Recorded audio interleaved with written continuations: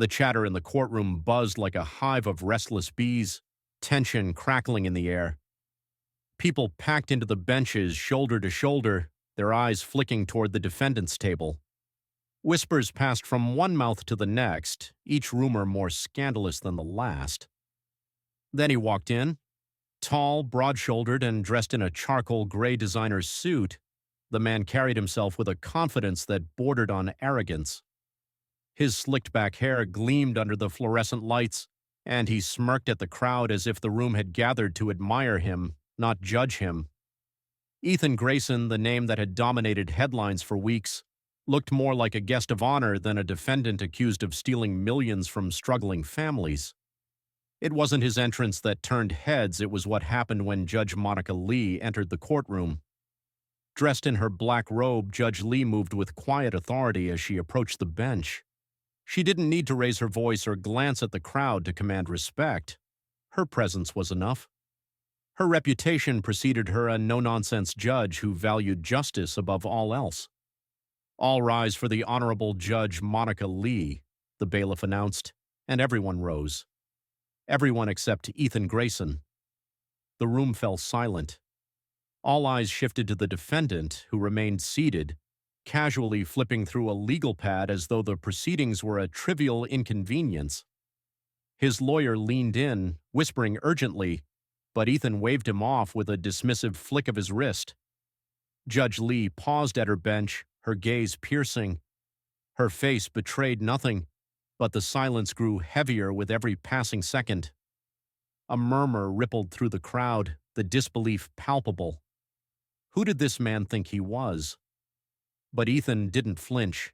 His expression was smug, almost daring the judge to react. "You may be seated," Judge Lee said, her voice calm but firm. She didn't address the slight "not yet." But the atmosphere in the room had shifted. The tension wasn't just palpable now, it was suffocating. But this was only the beginning. Ethan Grayson was about to learn the hard way that even the wealthiest and most entitled are not above the law. Ethan Grayson wasn't just any wealthy man. He was the kind of rich that made headlines: luxury yachts, multi-million-dollar mansions on both coasts, private jets, and parties that could rival celebrity galas. His business empire, Grayson Investments, had once been touted as a beacon of financial success. But behind the glitz and glamour lay a darker truth. Grayson's rise to the top had been built on deception. Promising small business owners and middle-class families a chance to secure their futures, he convinced hundreds to invest their life savings into fraudulent schemes. Retirement accounts, college funds, even entire family inheritances gone in the blink of an eye. The fallout was devastating. Families lost their homes, parents struggled to feed their children. Elderly couples faced the terrifying prospect of living out their final years in poverty. The ripple effects of his greed spread far and wide. But to Ethan, it was just business. When investigators finally caught up to him, the evidence was staggering. Bank records, falsified documents, and testimony from former employees painted a damning picture. Yet even with the walls closing in, Ethan remained confident. "I've got the best lawyers money can buy," he had told reporters outside his mansion in Malibu. "This will blow over." It always does. And for a while, it seemed he might be right. His legal team filed motion after motion, delaying the trial for months. They painted him as a misunderstood entrepreneur, a scapegoat for the failures of others. But no amount of legal maneuvering could erase the mountain of evidence or the heartbreak of his victims.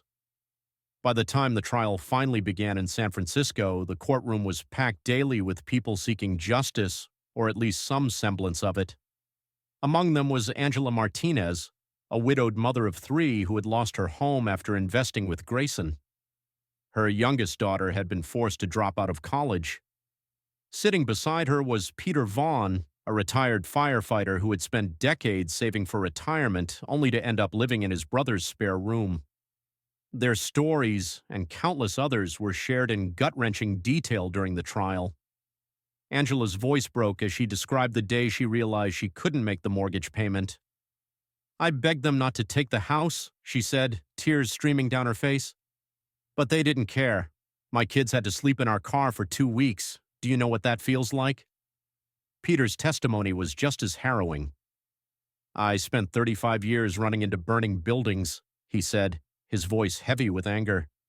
And this man, he burned my future to the ground without a second thought. Through it all, Ethan sat there, unbothered. He often leaned back in his chair, scrolling on his phone or whispering jokes to his attorney. To him, these were just stories, irrelevant noise that wouldn't change the outcome he believed was already in his favor. The press ate it up. Headlines screamed about his arrogance, his lack of remorse, and the bold disrespect he had shown to the court. Public opinion was turning against him, but Ethan didn't care.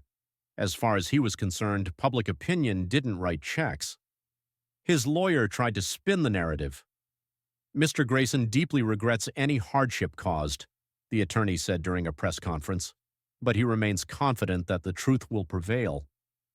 The truth, however, was that Ethan had no intention of admitting guilt.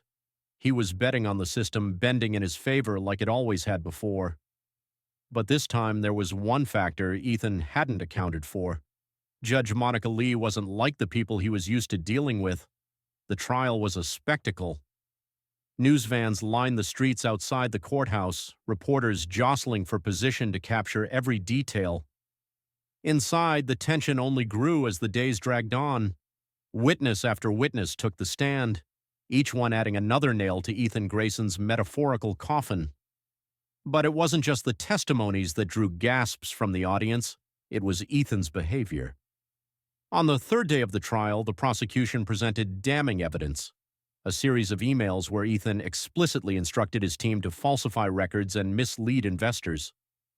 The courtroom was silent as the prosecutor read his words aloud. Make the numbers look good. We need these suckers to sign on the dotted line. The words hung in the air like poison. Angela Martinez, sitting in the front row, shook her head in disbelief.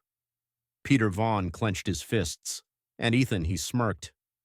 The prosecutor turned toward him, her voice sharp. Mr. Grayson, do you recognize this email?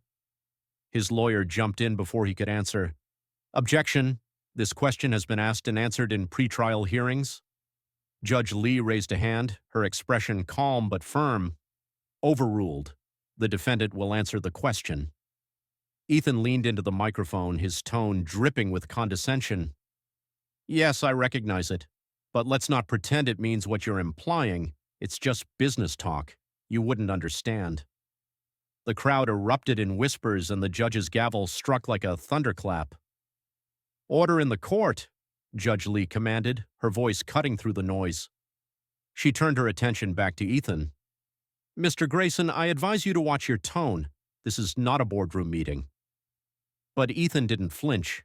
If anything, he seemed amused, like this was all just an elaborate game. The trial continued, and his arrogance only grew. He interrupted witnesses with sarcastic chuckles, rolled his eyes during cross-examinations, and whispered loudly to his lawyer during key moments. The audience watched in disbelief as he treated the courtroom like his personal stage, and then the verdict came.